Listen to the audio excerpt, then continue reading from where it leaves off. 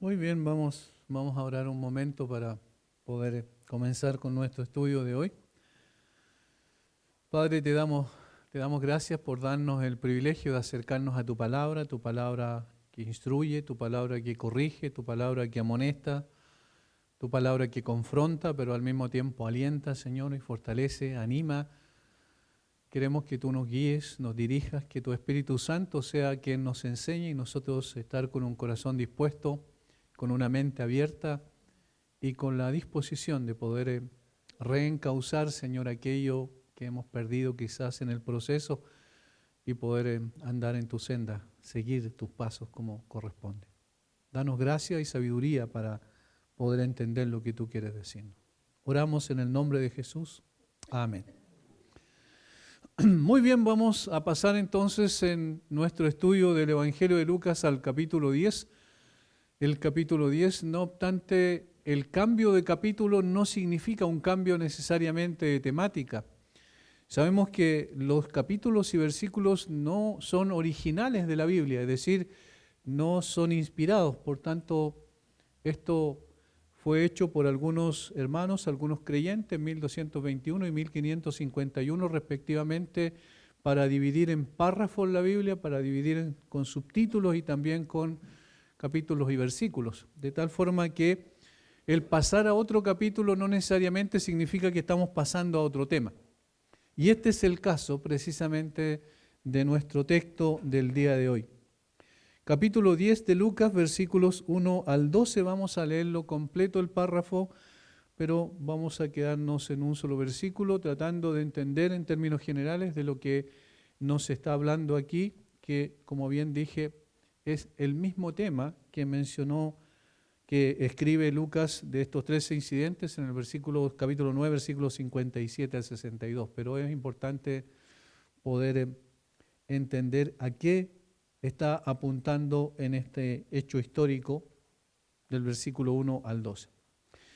Después de estas cosas designó el Señor también a otros 70, a quienes envió de dos en dos delante de él a toda ciudad y lugar a donde él había de ir.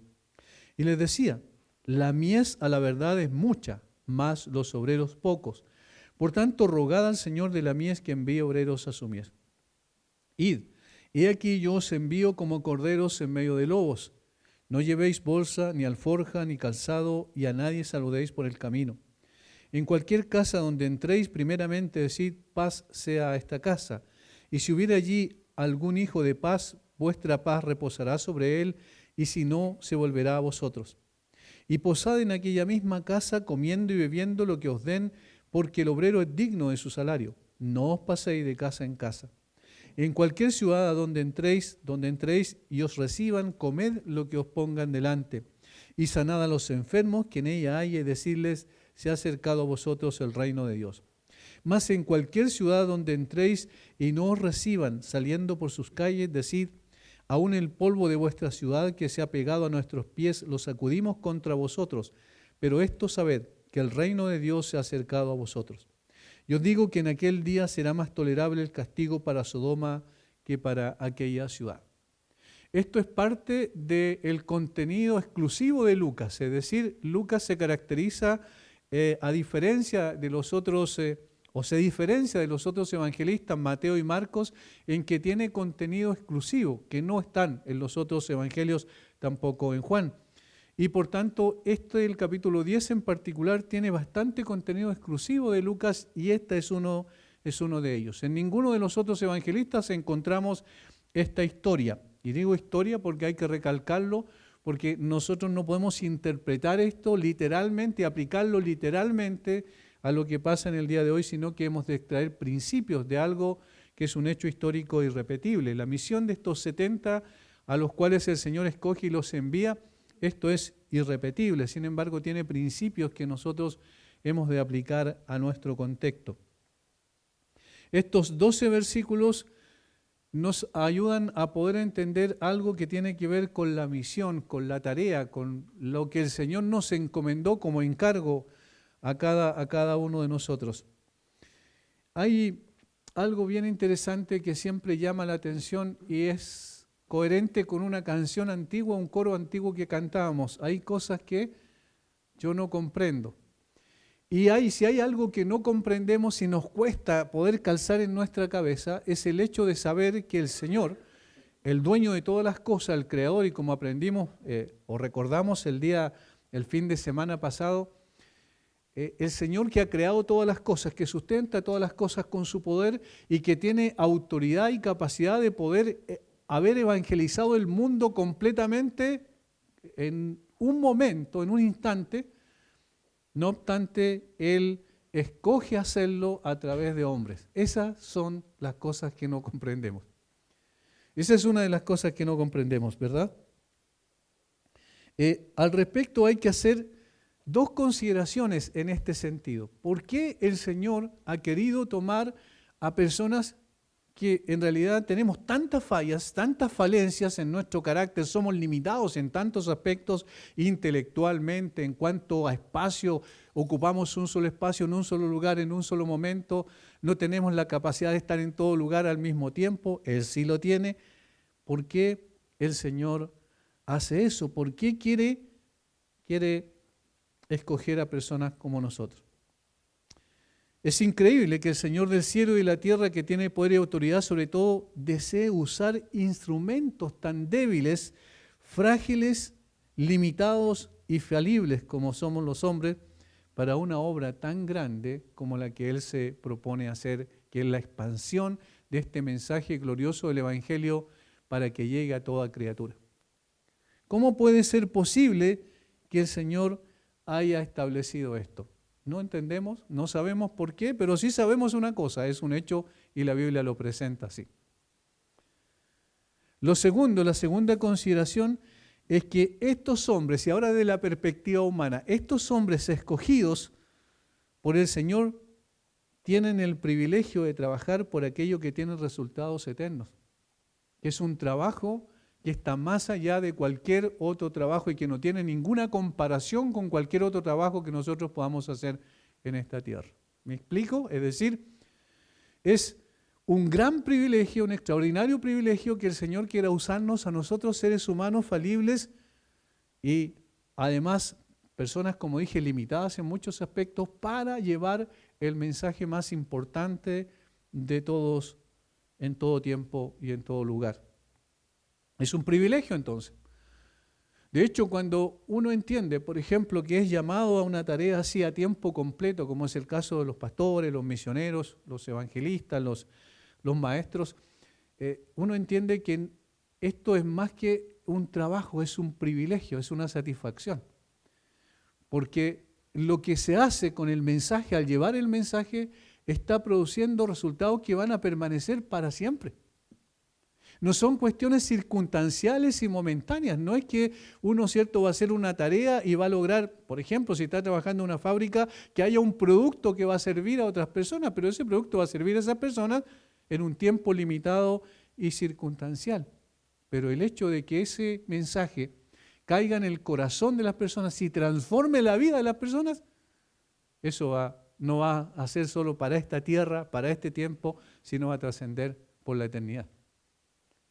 Entonces, desde la perspectiva de Dios es increíble que nos considere a nosotros. Desde la perspectiva humana es un gran privilegio que nos considere a nosotros. Esas son las dos observaciones que hacemos antes de poder entrar propiamente al texto. En nuestro estudio de hoy nos encontramos con la misión que el Señor Jesús les encargó a estos 70 hombres designados por Él. Tenemos aquí el envío de 70 personas, de 70 discípulos, que los envía de dos en dos a diversas partes del país para predicar el evangelio del reino y obrar milagros en aquellos lugares que Cristo mismo pensaba visitar posteriormente. Los otros evangelistas no dan cuenta de esto. Lucas es el único, como dije, que cita este evento en particular. Y no obstante, algunos principios que hay aquí son los mismos principios o muy similares a los que el Señor le dio a los discípulos cuando los envió también a predicar el Evangelio en su primera tarea. ¿Recuerdan? Capítulo 9, versículos 1 al 6, ahí envía a los 12 y acá en este otro nuestro texto envía a los 70. En el capítulo 9, versículo 1 dice: Habiendo reunido a sus 12 discípulos, les dio poder y autoridad sobre todos los demonios y para sanar enfermedades. Y los envió a predicar el reino de Dios y a sanar a los enfermos. Y les dijo: no toméis nada para el camino, ni bordón, ni alforja, ni pan, ni dinero, ni llevéis 2 túnicas. Y en cualquier casa donde entréis, quedad allí y de allí salid. Y donde quiera que os recibiesen, donde quiera que no os recibieren, salid de aquella ciudad y sacudid el polvo de vuestros pies en testimonio contra ellos. Y saliendo, pasaban por todas las aldeas anunciando el evangelio y sanando por todas partes. Notan que hay algunos principios que son similares a los que acabamos de leer en estos 12 versículos del capítulo 10. Sin embargo, estos principios, aunque son similares, este envío es distinto. Y hay una palabra aquí que nos dice que es distinto. Capítulo 10, versículo 1. Después de estas cosas designó el Señor también a otros 70. Y esa palabra que para nosotros en el español no tiene mayor significado, a otros 70, también a otros 70, está haciendo una diferencia con los 12.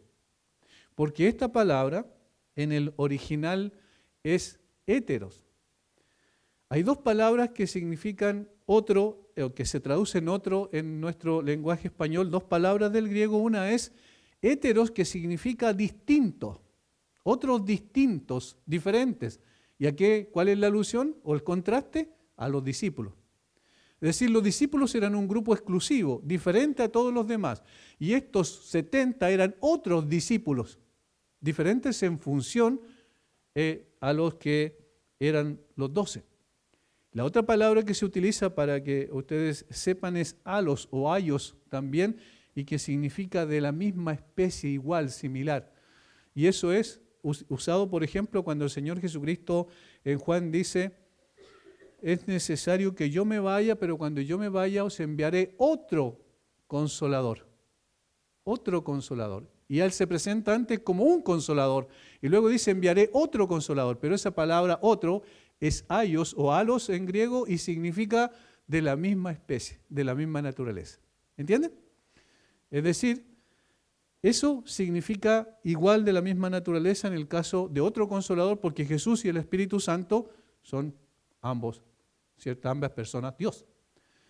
En este caso, en términos humanos, eran seres humanos, hombres, ¿cierto? Como los 12 apóstoles, pero en cuanto a la función particular, eran otros de otra especie. Por tanto, podríamos decir que el círculo más íntimo para entender mejor son los 12 discípulos, y luego estaban estos 70 discípulos también. Ahora, eso significa entonces que esta tarea también era diferente en cuanto a dónde los iba a enviar, los propósitos que tenía para con ellos. Vamos a hacer en el día de hoy una introducción para poder tener un contexto más o menos general, y luego ya el próximo jueves, si el Señor lo permite, comenzar a indagar mucho más cerca los versículos uno por uno, pero ahora nos vamos a quedar solo en el versículo 1 y vamos a hacer observaciones generales con aplicaciones prácticas. Algunas observaciones generales del texto nos servirán de introducción y nos pondrán en contexto para posteriormente analizar en detalle, como dije, el texto. Primero, la ocasión en que Lucas registra este envío por parte del Señor de estos 70 hombres es especial. El Señor había terminado su ministerio en Galilea. Faltan alrededor de 6 meses aproximadamente para que el Señor sea entregado en sacrificio en Jerusalén.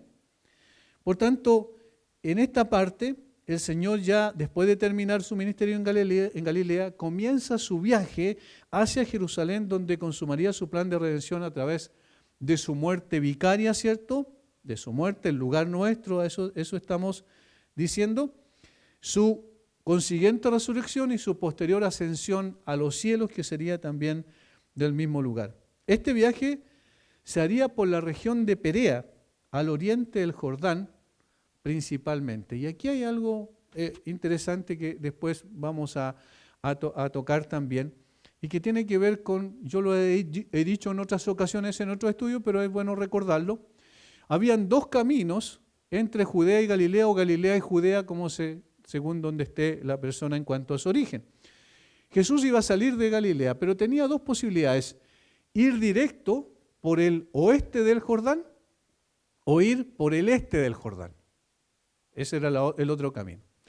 Al ir por el este del Jordán tenía que cruzar arriba en Galilea, ¿cierto? Al lado oriental del Jordán y luego entonces ir por la región denominada la región de Perea. De Perea o la Decápolis también se le llamaba, el otro lado del Jordán.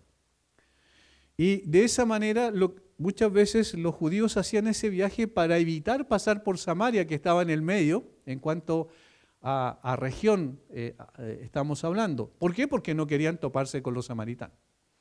Bueno, el Señor cuando regresa a Galilea aquí, regresa por Perea, regresa por la Decápolis o por el oriente del Jordán. Y esto es muy interesante, después lo vamos a ver por qué tiene una aplicación particular para cuando se refiere a las personas a las cuales el Señor fue también según lo que Lucas describe, que es un evangelio más universal, que es un evangelio más, a ver si utilizo la palabra correctamente, más inclusivo respecto a las personas. No es solamente los judíos, sino que Lucas está mirando más allá lo que el Señor vino a hacer para ser el Salvador, no solo de los judíos, sino de todos los hombres. Segundo, la segunda observación, el contexto inmediato de nuestro texto lo destaca Lucas con un después de estas cosas. Lo notan en versículo 1. Después de estas cosas. ¿De qué cosa? Obviamente de los acontecimientos que acababa de relatar. Y estos tres acontecimientos anteriores tienen que ver con estos aspirantes a discípulos. ¿Recuerdan que lo vimos en 3 ocasiones, en 3 estudios consecutivos? De esta manera nos informa Lucas que el tema que sigue es el mismo que está tratando precedentemente, aunque ahora en un marcado contraste. ¿Cuál fue el común denominador de estos 3 aspirantes a discípulos? Ya, que tenían otros intereses porque principalmente tenían otra visión, ¿verdad? Sin embargo, estos 70 hombres que va a mencionar del versículo 1 al 2 y más adelante también, cuando vuelven y dan el informe sobre cómo le fue, estos 70 hombres tenían un corazón distinto. Por eso hablamos de un contraste. Porque estos hombres, versículo 1 al 12, que nos habla los 70, entendieron el significado correcto de ser discípulos. A diferencia de los otros, escucharon al Señor y siguieron al Señor sin condiciones. No pusieron excusas como los 3 con los que se encontró Jesús en su camino a Jerusalén. He ahí la razón por la cual Lucas ordena su material de esta manera. Es decir, coloca los incidentes con los 3 aspirantes a discípulos que fracasaron y entonces coloca a los discípulos que no fracasaron, sino que no hicieron ningún tipo de cuestionamientos al llamado del Señor, sino que se subentiende que obedecieron. Quería mostrar el contraste entre aquellos aspirantes a discípulos, pero que fracasaron porque su visión era terrenal, ¿recuerdan? 3 cosas eran obstáculos en su camino. Primero, tenían anhelos de comodidad terrenal. Te seguiré, Señor, a donde sea que vaya. Y el Señor sabe cuál es el problema del hombre y le dice, bueno, tu problema es que no has entendido que las zorras tienen guaridas, las aves de los cielos nidos, mas el Hijo del Hombre no tiene dónde recostar la cabeza. ¿Quieres seguirme? A pesar de eso, evidentemente se subentiende que el hombre estaba buscando comodidad, quería fama, quería también estar frente a una persona que seguía a la multitud, pero no dejar de sus comodidades aparte. Por tanto, tenía anhelos de comodidad terrenal. El segundo, tenía prioridades terrenales. ¿Recuerdan? Versículo 19. Él le dijo, Señor, déjame que primero vaya y entierre, 59 quiero decir. Él le dijo, Señor, déjame que primero vaya y entierre a mi padre. Tenía prioridades en cuanto a sus afectos terrenales. Por tanto, el Señor le dice, deja que los muertos entierren a sus muertos y tú ve y anuncia el reino de Dios. Es decir, tienes que tener prioridades celestiales. Y el tercero, del versículo 61 al 62, tenía afectos terrenales que estaban sobre los afectos celestiales. ¿Recuerdan? Déjame primero que vaya y me despida de los que están en mi casa. Allí están los 3 obstáculos que encontraron ellos en su camino, porque tenían una visión esencialmente terrenal. Tenían anhelos por comodidad terrenal, tenían prioridades terrenales que estaban por sobre las espirituales y celestiales, y tenían también afectos terrenales que le impedían entonces amar al Señor con todo su corazón. Todo esto les impidió ver más allá de sí mismos a las cosas celestiales. El Señor quería que se negaran a sí mismos, que pusieran el deber de seguirlo por sobre cualquier deber terrenal y que sus afectos por Él sobrepasaran a sus afectos terrenales. Ahora, esta escena anterior se contrapone con aquella, la que estamos analizando ahora, que muestra a estos 70 hombres que están dispuestos a negarse a sí mismos, tomar su cruz cada día y seguirlo sin condiciones. A 70 ilustres desconocidos tenemos aquí dispuestos a poner los intereses del reino de los cielos por sobre los intereses del reino de esta tierra. Eso es en esencia la síntesis de lo que significa ser verdaderamente un discípulo. Un discípulo coloca primeramente los intereses del reino de los cielos y luego los intereses terrenales. Ahora, entendemos entonces por qué el contexto es tan importante para comprender a lo que estaba apuntando aquí el Señor a través del evangelista al relatar este incidente de los 70. Tercera observación. Estos son 70 hombres desconocidos, pues no se registran sus nombres. ¿Se dieron cuenta de eso? Los 12 sabemos quiénes son, se repite varias veces el listado de los 12 en los evangelios, pero aquí no hay ninguna observación respecto a quiénes eran. Simplemente dice, después de estas cosas designó el Señor también a otros 70. ¿Quiénes? No tenemos idea. Podríamos deducir, y más adelante lo vamos a ver, que probablemente uno de ellos era Matías, el que fue escogido en Hechos después como un reemplazante de Judas, ¿recuerdan? Se podría deducir, y vamos a ver por qué se podría deducir eso, pero en general son anónimos, son desconocidos. Por eso hablamos de los ilustres desconocidos. Y esto es muy interesante porque también hay otros ilustres desconocidos en los evangelios, como por ejemplo esos 4 que llevaron a ese hombre enfermo, los amigos del enfermo, ¿recuerdan?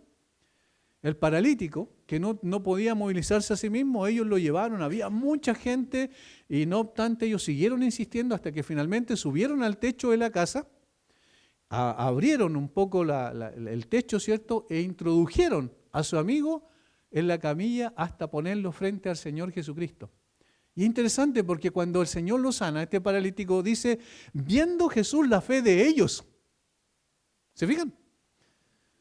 Pero no dice quiénes son estos 4. Sin embargo, sí son un ejemplo de lo que significa la fe. Entonces, es muy interesante que en la Biblia no pocas veces ocurre este fenómeno. ¿Por qué será? Este fue el primer grupo de este vasto ejército de obreros cristianos desconocidos, cuyos nombres, aunque escritos en el cielo, apenas se han conocido en la tierra, por quienes estaban, eran sus contemporáneos, los únicos que los conocieron, ¿cierto?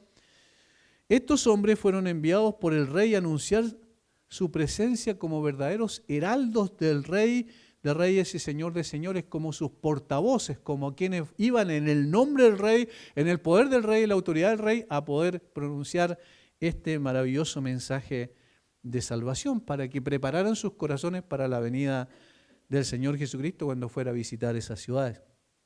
Esto nos enseña que no debemos procurar ser conocidos por los hombres en esta tierra, pero sí debemos procurar que el Evangelio sea conocido por los hombres. Es decir, el mensaje es más importante que los mensajeros. Y aunque ignoren a los mensajeros o no los conozcan por nombre, lo importante es el mensaje que esos mensajeros transmitieron. De tal manera que aquí no se trata de fama, ¿se fijan? Sino se trata de cumplir, ser fieles a lo que el Señor les dio. Y estos hombres fueron efectivamente fieles. A lo largo de la historia de la iglesia seguramente han existido miles, si no millones, de creyentes anónimos que han servido al Señor sin que sus nombres se hayan quedado expresamente registrados en los anales de la historia. Sin embargo, a su servicio no fue desconocido en los cielos y sus nombres han sido registrados como heraldos del Rey por la eternidad. Eso es lo que importa. Eso es lo más importante de todas las cosas. Cuarto, Jesús no solo preparó a 12 hombres, ¿cierto?, a los discípulos, sus apóstoles, para la labor de llevar el mensaje, sino que también había otro grupo de discípulos, como dijimos, otro grupo de discípulos que lo acompañaron en su labor. Estos 70, aunque no lo asistieron tan de cerca y constantemente como lo hicieron los otros 12 discípulos que él escogió, sin embargo fueron los oyentes constantes de su doctrina y testigos de sus milagros, y creyeron en él. De lo contrario, no habían sido llamados para esa tarea de llevar el evangelio en ese tiempo particular a las ciudades a las cuales el Señor los mandó. Por tanto, eran tan creyentes como los otros discípulos, pero tenían una tarea levemente distinta. Estos 70 son aquellos de los que Pedro habla como los hombres que nos acompañaron todo el tiempo que el Señor Jesús entraba y salía entre nosotros. Vamos al libro de los Hechos, por favor. Hechos capítulo 1. Cuando estaban esperando, en oración constante con las mujeres, estos 120 creyentes allí en Jerusalén esperando la promesa del Padre. Capítulo 1, versículo 2 en adelante. Entonces volvieron a Jerusalén, se refiere a los discípulos, desde el monte que se llama el Olivar, el cual está cerca de Jerusalén, camino de un día de reposo. Y entrados subieron al aposento alto donde moraban Pedro y Jacobo, Juan, Andrés, Felipe, Tomás, Bartolomé, Mateo, Jacobo, hijo de Alfeo, Simón el Celote y Judas, hermano de Jacobo. Todos estos perseveraban unánimes en oración y ruego con las mujeres y con María, la madre de Jesús, y con sus hermanos. En aquellos días Pedro se levantó en medio de los hermanos y los reunidos eran como 120 en número. Ahí seguramente estaban también los 70 que cumplieron la labor. Y dijo: varones hermanos, era necesario que se cumpliese la escritura en que el Espíritu Santo habló antes por boca de David acerca de Judas, que fue guía de los que prendieron a Jesús. Y era contado con nosotros y tenía parte en este ministerio. Uno de los 12, recuerdan, era Judas. Ahora, luego de decir que esta persona ya no estaba entre ellos y todos sabían, ¿cierto?, es necesario, dice, y cita un texto, versículo 20, que tome otro su oficio. Y aquí lo va a reemplazar. Es necesario, pues, que de estos hombres que han estado junto con nosotros todo el tiempo que el Señor Jesús entraba y salía entre nosotros, comenzando desde el bautismo de Juan hasta el día en que entre nosotros fue recibido arriba, uno se ha hecho testigo con nosotros de su resurrección. ¿Y a quién iban a escoger? Obviamente a uno de los 70, porque uno de los 70 también fue el que estuvo con Jesús todo el tiempo. Fue de los que estuvieron con Jesús todo el tiempo. Porque ¿de dónde iba a salir el reemplazante de Judas? No de los 12, ya 11 en ese momento, ¿cierto? Sino que tenía que salir de un grupo distinto. Y señalaron a dos, a José llamado Barsabás, que tenía por sobrenombre Justo, y a Matías. Y orando dijeron: tú, Señor, que conoces los corazones de todos, muestra cuál de estos dos has escogido para que tome parte este ministerio y apostolado de que cayó Judas por transgresión para irse a su propio lugar. Y les echaron suerte y la suerte cayó sobre Matías y fue contado con los 11 apóstoles. ¿Lo notan? Es decir, lo que está diciendo allí el texto y lo que nosotros podemos corroborar a través de lo que dice en Lucas capítulo 10, que es nuestro texto en cuestión, el Señor tenía un grupo también, un poquito más amplio de 70 personas, de 70 varones, y entre estos 70 seguramente estaban reunidos con los discípulos y las mujeres en el aposento alto, orando, esperando la venida del Espíritu Santo. Y entre ellos, entonces el Señor dijo: bueno, este va a ser contado entre ustedes. Muchos de estos probablemente también eran los compañeros de los apóstoles, de quienes leemos en los Hechos y en las epístolas. Podemos suponer que eran de estos 70 discípulos también. En la práctica, esto significa que siempre han de haber discípulos dispuestos a servir al Señor en términos prácticos. En esta magna tarea de alcanzar al mundo entero con el Evangelio. Algunos serán llamados singularmente a una tarea particular como pastores, maestros, evangelistas o misioneros. A tiempo completo, como le decimos nosotros normalmente, en una tarea exclusiva, a trabajar constantemente para el reino de los cielos. Sin embargo, eso no significa que los demás quedan excluidos. Ese es un concepto que durante mucho tiempo se manejó erróneamente. Porque se decía, los pastores son los llamados a trabajar, a predicar el Evangelio, ¿cierto? Y a enseñar. Pero los otros, y ahí se hacía una diferencia, se hacía la diferencia entre lo clerical y los laicos se le llamaban, ¿se acuerdan? Los clérigos y los laicos. Y en realidad esa es una diferencia que nosotros hacemos, pero no es una diferencia que Dios hace. ¿Por qué?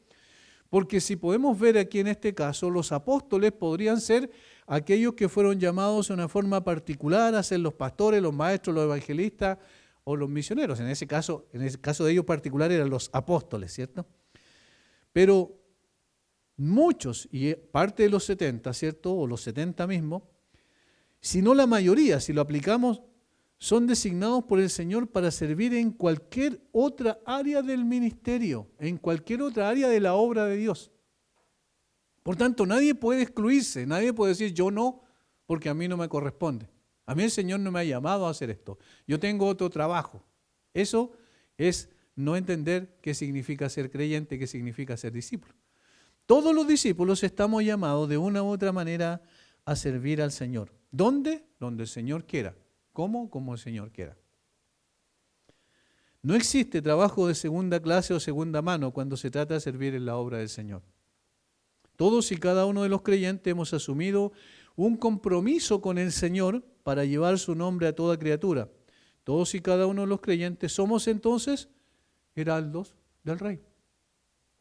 Nadie puede decir, a mí no me corresponde, yo no tengo nada que ver con esto, un día el Señor no me va a pedir cuenta por esto, porque en realidad desde el momento que conocimos al Señor, entonces empezamos la tarea de poder hablar de Él, de proclamar su nombre y de que otras personas puedan también llegar al conocimiento de la verdad a través de nosotros. Porque ¿de qué manera obra el Señor en el día de hoy cuando Él no está físicamente en la tierra? A través de los suyos, a través de su iglesia. Su cuerpo es la extensión, en un sentido, del ministerio del Señor aquí en la tierra. Por eso es que Hechos 1.1 dice que lo que iba a relatar Lucas en el libro de los Hechos es lo que el Señor siguió haciendo y enseñando. Y seguir haciendo y enseñando implica que se mantiene entonces esta tarea y este trabajo a través de los suyos. Pero yo quiero destacar esto. Hermano, nadie puede ser excluido y nadie se puede excluir a sí mismo de la obra del Señor, de poder hacer la tarea que tenga que hacer conforme a lo que el Señor ha establecido que haga. Hay una metáfora que utiliza Pedro cuando habla de la iglesia que nos puede ayudar también en este sentido. Primera de Pedro capítulo 2, versículo 4. Acercándoos a Él, piedra viva, desechada ciertamente por los hombres, más para Dios escogida y preciosa. Se refiere a Jesucristo, ¿verdad? Dice, vosotros también como piedras vivas, vivas por el nuevo nacimiento, vivas porque estamos unidos a Cristo, sed edificados como casa espiritual y sacerdocio santo para ofrecer sacrificios espirituales aceptables a Dios por medio de Jesucristo. Utiliza la metáfora de la edificación, ¿verdad? Sed edificados como casa espiritual, ¿ven? De la edificación de una casa. La pregunta aquí es, ¿dónde están colocadas esas piedras? ¿O quién determina dónde deben ser puestas esas piedras?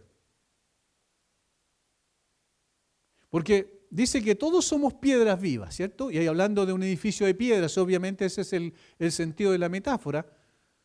Hay una piedra viva que es la central, que es Jesucristo, y nosotros al estar unidos a Él somos piedras vivas también.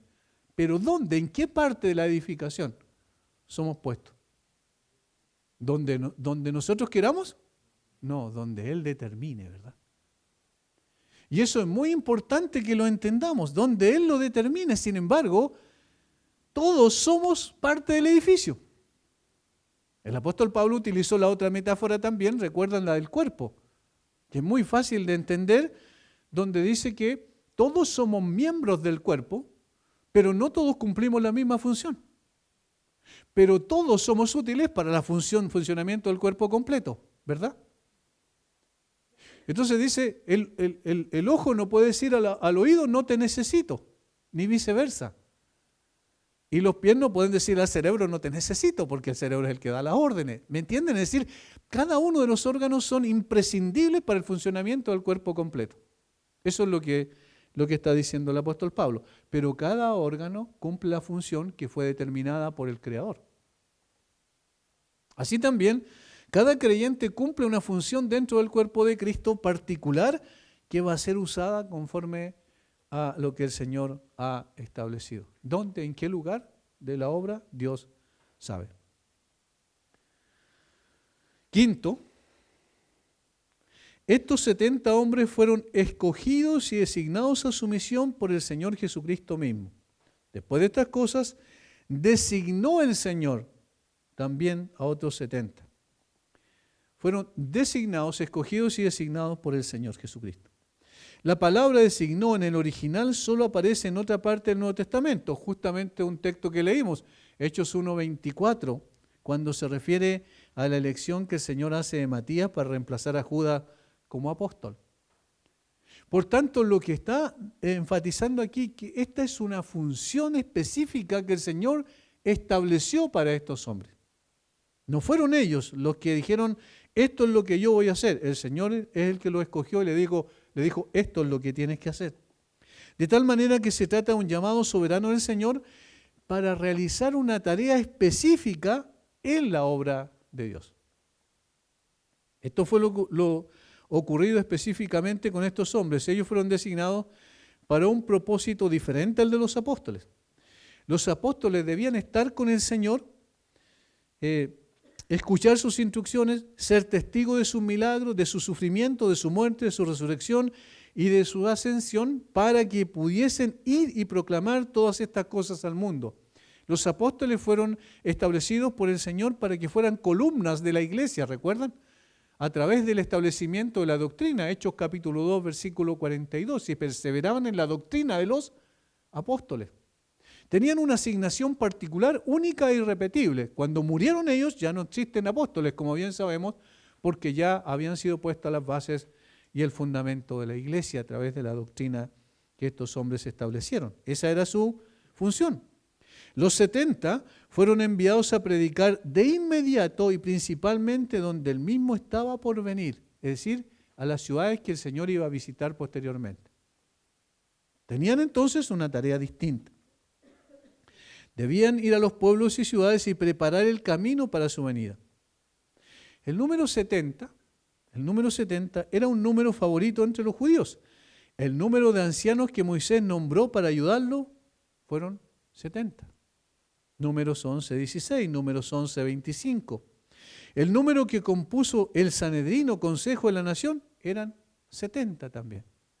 Y hay algo histórico que Ptolomeo, el rey egipcio, que fue uno de los que finalmente se dividió el reino, ¿cierto?, de los Ptolomeos y los Seleucidas después de la caída la muerte de Alejandro Magno. Entonces el imperio se dividió en el norte y en el sur, y después de que eran 4 generales, finalmente fueron los 2 los que se impusieron, y uno se llamaba Ptolomeo, y este mandó que hicieran una traducción del hebreo al griego del Antiguo Testamento judío.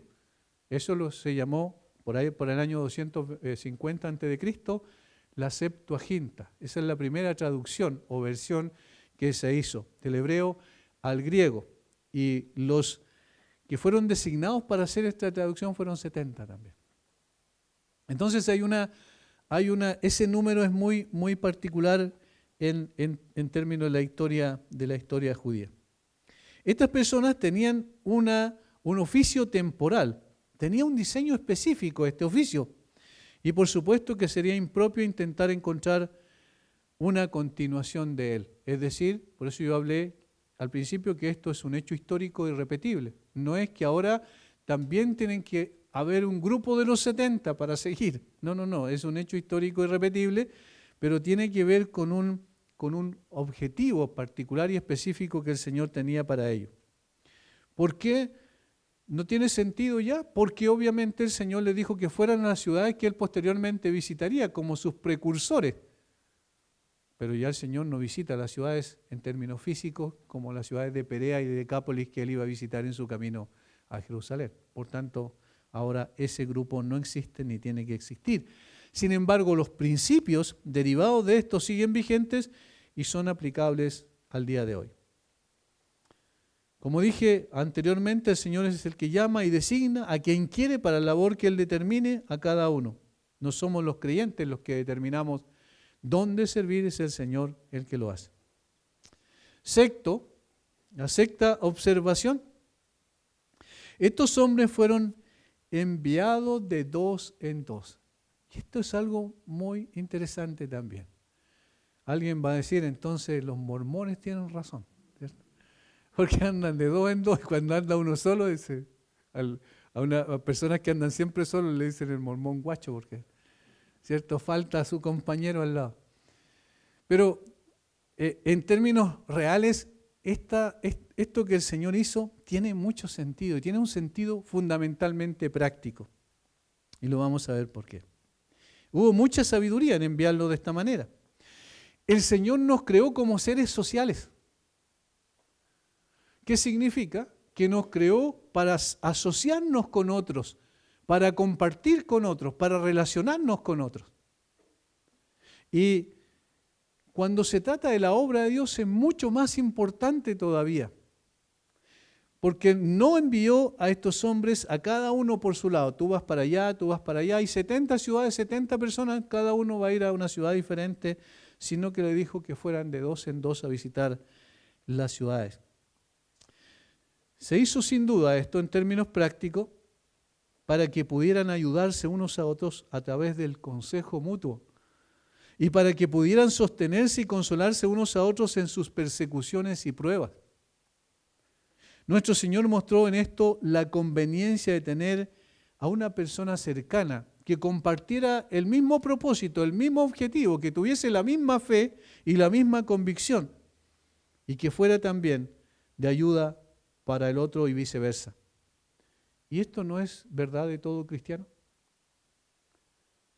Por eso hay un concepto errado, me parece que se ha masificado cuando dice la iglesia eres tú. No, la iglesia no eres tú. Tú eres parte de la iglesia, pero la iglesia no eres tú en términos exclusivos singulares. No sé si me entienden. No, yo no soy la iglesia, yo soy parte de la iglesia, porque la iglesia está compuesta por otras personas. Por tanto, todo cristiano necesita una persona al lado y debe buscar a alguien ante quien pueda desahogarse y con quien pueda compartir sus sentimientos y sus oraciones y también sus propósitos y sus objetivos en cuanto a alcanzar los propósitos que el Señor tiene para nosotros. Esto nos enseña que no somos como llaneros solitarios, ¿cierto? Vamos a un campo de batalla, no a un parque de diversiones, y eso es muy importante tenerlo en cuenta. Miren lo que dice el versículo 3. Esta tarea que ellos tenían que realizar era una tarea peligrosa. Y aquí yo os envío como corderos en medio de lobos. Es complejo. No vamos a un parque de diversiones, como dije, sino a un campo de batalla. El creyente está siempre en un campo de batalla porque está de partida en un lugar que no le es propio. Es un expatriado, recuerdan, así se dice en la Biblia, extranjero, en la misma palabra, y peregrino.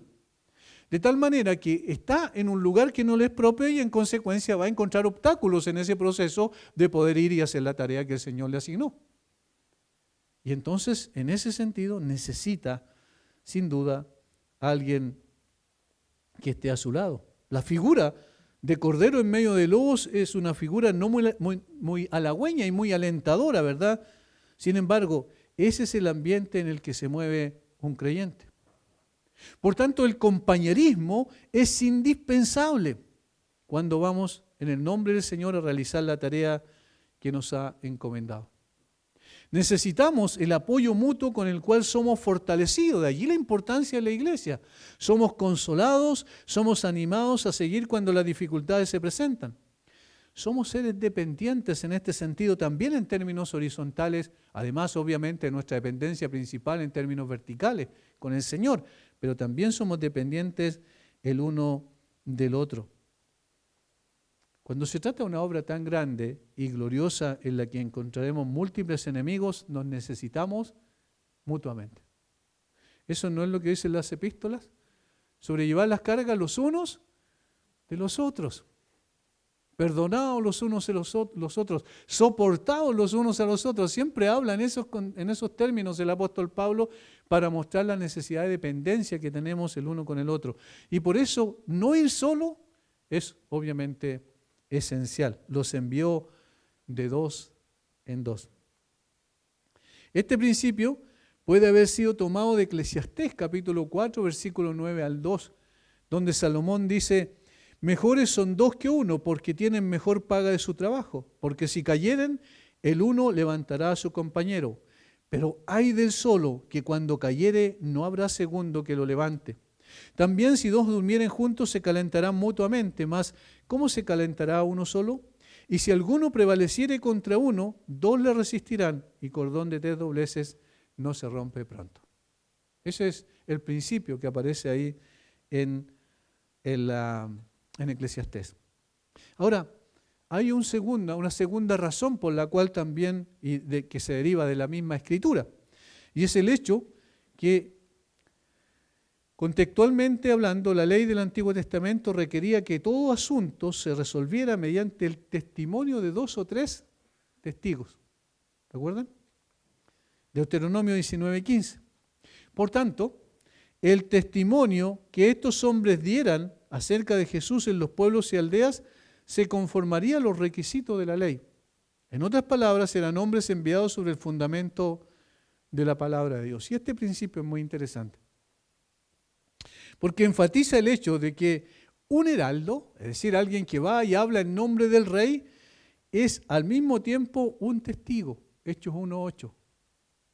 Recibiréis poder cuando haya venido sobre vosotros el Espíritu Santo y me seréis testigo. Es decir, un heraldo, uno que habla del Señor Jesucristo, es al mismo tiempo un testigo. Es interesante que la palabra testigo describe a alguien que ha experimentado personalmente aquello de lo que está dando testimonio. No podría dar testimonio de algo que no conoce. De tal manera que fue su propia experiencia.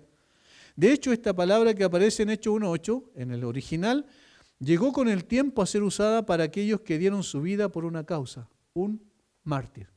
La palabra es esa, martureo, que significa un mártir, una persona que muere por una causa, pero nadie muere por una causa si no está convencido de que eso es verdad.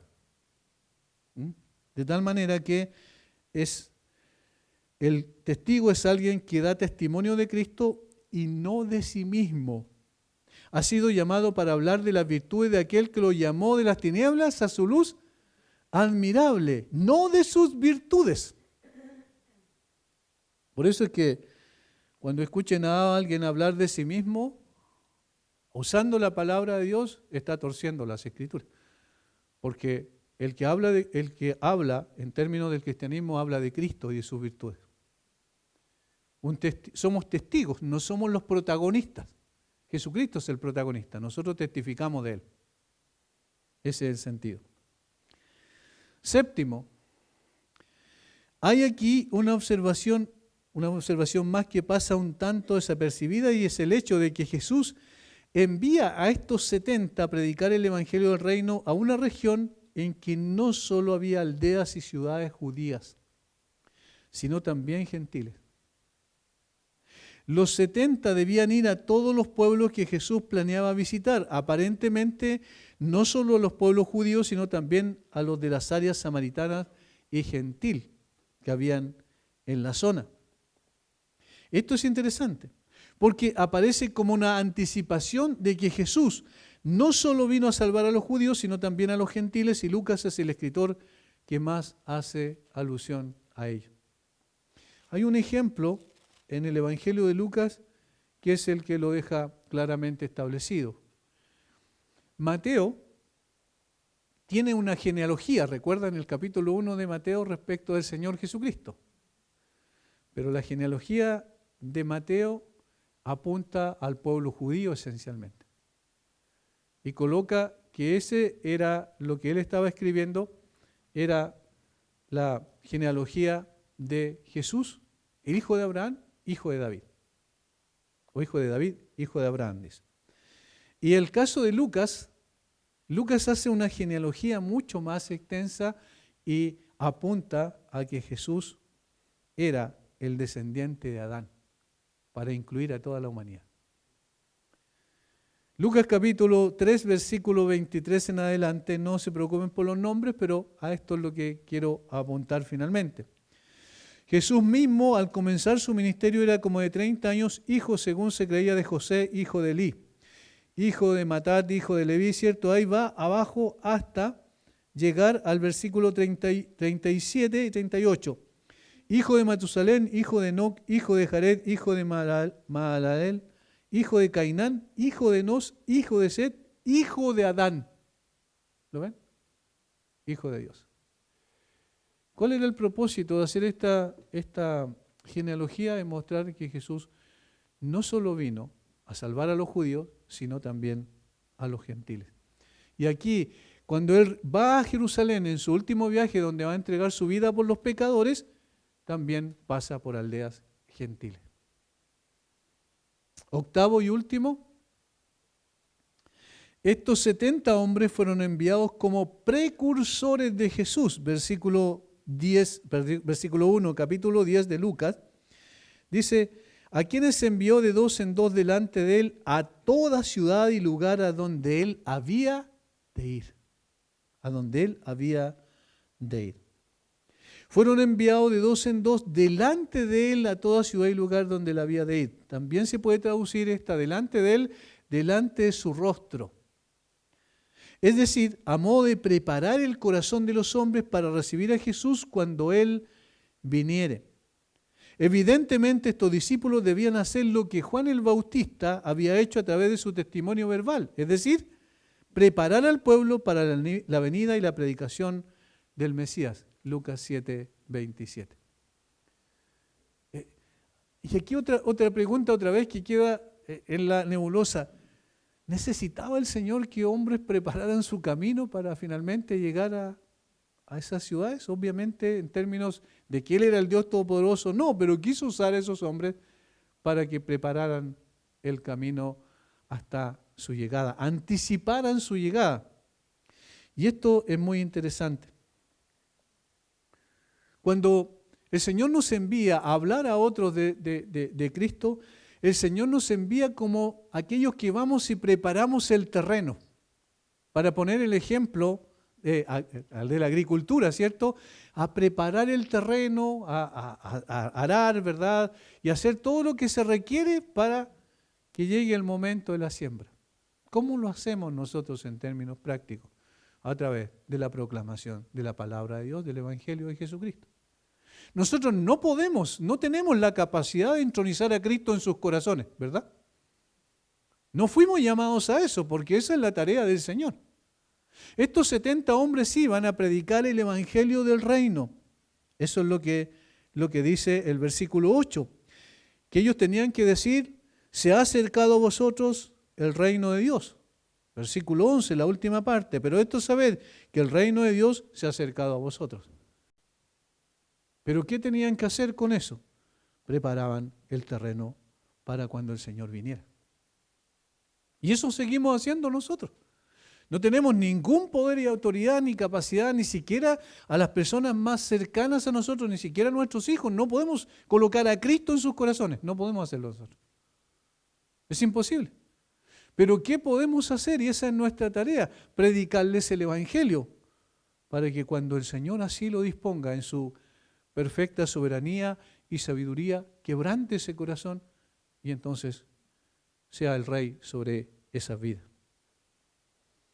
Nosotros somos enviados a un mundo hostil a predicar el Evangelio, no para traer, y esto es otra observación, no para traer agua a nuestro molino denominacional. He escuchado esto y me da mucha pena de verdad cuando las personas dicen, tú no tienes puesta la camiseta de la denominación. ¿No? Tengo la camiseta puesta de Cristo. Es decir, no tiene sentido si nosotros no predicamos denominaciones o así. Predicamos a Cristo. Cristo murió en la cruz por nosotros. Cristo derramó su sangre por nosotros. Cristo pagó nuestra deuda. Cristo es nuestro Redentor. Y entonces predicamos a Cristo porque lo que queremos es que Cristo gobierne los corazones de esas personas, porque esas personas van a ser beneficiadas con ese hecho y Cristo va a ser exaltado. Pero no predicamos denominaciones, sino vamos preparando los corazones de los hombres para que Cristo reine en sus vidas. Nuestra tarea no es persuadir a los hombres con el fin de que formen parte de nuestra iglesia o denominación, sino para que Cristo sea el Rey sobre sus vidas. A diferencia de estos 70 hombres escogidos y enviados por Jesús, nosotros no hemos sido llamados, y esto es una observación también porque el texto aquí yo dije no lo podemos tomar completamente en forma literal. No fuimos llamados por Jesús o enviados por el Señor a curar las enfermedades físicas de las personas. Aquí dice, ¿cierto?, que ellos vayan y sanen, dice. Bueno, eso les dio la autoridad a ellos en particular. Pero nosotros no fuimos llamados a eso, sino a predicar el Evangelio de salvación. Si el Señor en su soberana voluntad decide acompañar esta predicación sanando a algún enfermo, esa es su prerrogativa. Pero nosotros no vamos prometiendo sanidad a la gente. ¿Cuánto daño se ha hecho con eso al Evangelio? ¿Cuánto daño? Cuando una persona va y visita a otra y dice, no, el Señor me dijo que te va a sanar. Tienes que tener fe nomás y el Señor te va a sanar. Y está la familia inconversa al lado de esa persona y después se va y la persona muere. Y la familia dice, estos son unos charlatanes. ¿No es verdad? ¿Por qué? Porque el Señor no nos mandó a curar a la gente, sino a predicar el Evangelio y tampoco a sanar su alma, porque Él es el que sana su alma. Nosotros predicamos, entregamos el mensaje nomás. No tenemos idea cuál es la voluntad específica para la vida de esa persona, pero sí sabemos cuál es la voluntad general, que se arrepienta y reconozca a Cristo como su Señor. Y eso es lo que hacemos entonces cuando llevamos el Evangelio. Estos hombres escogidos por el Señor fueron llamados y llevados a cumplir una misión y una tarea específica de la cual nosotros podemos sacar grandes lecciones también para nuestra vida. ¿Oramos un momento? Padre, te damos muchas gracias por darnos el privilegio de poder tener tu palabra entre nosotros y sobre todo, Señor, por poder ser enseñados a través de estas lecciones prácticas que tú nos das por medio de esos hechos históricos, Señor, y por medio, en este caso, de decirnos una y otra vez que nos llamaste a poder proclamar tu verdad, a poder hablar de las virtudes de aquel que nos llamó de las tinieblas a su luz admirable. No tenemos otra tarea más importante que cumplir. ¿Cómo, cuándo, en qué lugar tú abrirás puertas, tú nos mostrarás, tú nos dirás, pero en todo lugar donde vayamos, Señor, ayúdanos a llevar el mensaje de Cristo como el único redentor de la humanidad, como el único que puede dar, Señor, vida eterna a las personas muertas en sus delitos y pecados, como lo hiciste con nosotros. Por eso te damos gracias y por eso somos contados también como heraldos del Rey de Reyes y Señor de Señores. Bendice a mis hermanos. En el nombre de Jesús. Amén.